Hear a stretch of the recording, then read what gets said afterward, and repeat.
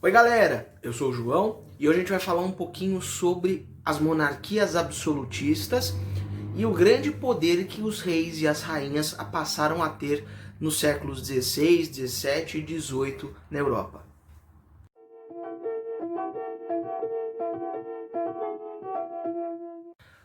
A primeira coisa que a gente tem que lembrar é que esses reinos vão se formar ali na passagem da Idade Média para a Idade Moderna e vão se formar de algumas formas, seja por conflitos armados, seja por alianças e seja por casamentos.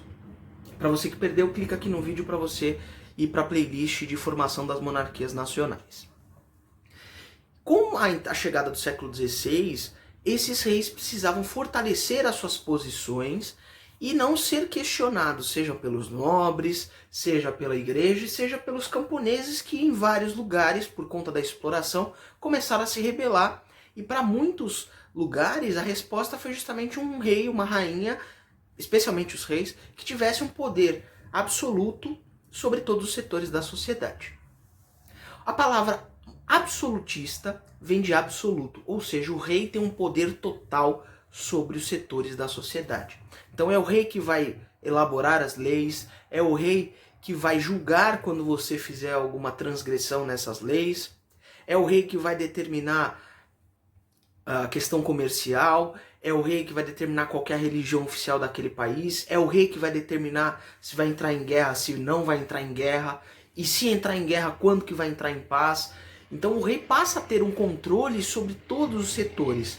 Tanto que nós falamos que naquela época o rei concentrava os três poderes que não existiam, obviamente, naquele momento, mas que a gente hoje encara como os três poderes, o legislativo, o executivo e o judiciário. O rei concentrava tudo isso na sua mão naquele momento. Um dos setores que o rei controlava era também a questão financeira. Então ele criava impostos, criava taxas e também ele intervia na economia. E a partir então ali do início do capitalismo mercantil, do capitalismo comercial, a figura do rei vai ser uma figura intervencionista na economia. E para eles tinham alguns princípios que o rei tinha que agir para o país se tornar uma potência mundial. E essa ideologia os historiadores chamaram de mercantilismo.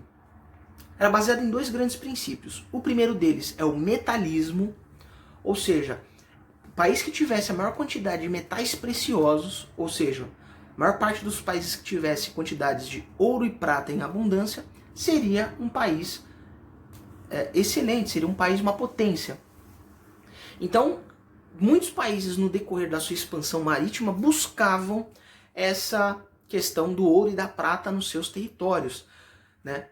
Isso, por exemplo, os espanhóis tiveram uma vantagem em relação a outros países porque tinham abundantes minas de ouro e prata na América, principalmente de prata.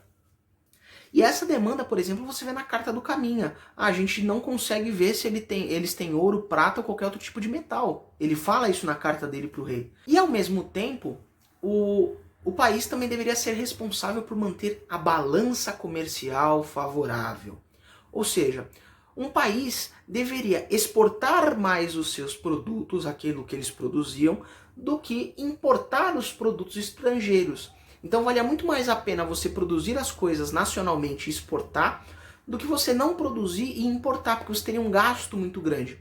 E todo aquele ouro ouro e prata que você foi acumulando, você ia tirar do seu caixa para pagar esses países estrangeiros.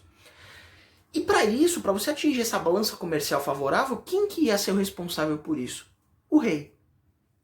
Então o rei ele iria criar impostos justamente sobre os produtos estrangeiros, ou seja, taxas alfandegárias ou outras medidas protecionistas para o produto nacional ser mais valorizado dentro do seu próprio país e inibir a importação. Ao mesmo tempo também, com a intervenção na economia, o rei também tinha outra demanda que era buscar colônias para justamente conseguir mais produtos para exportar e também buscar metais para acumular de riquezas e estabelecendo a partir disso o chamado Pacto Colonial. Então, com o estabelecimento do Pacto Colonial, as colônias que fossem encontradas deveriam comercializar apenas com a metrópole.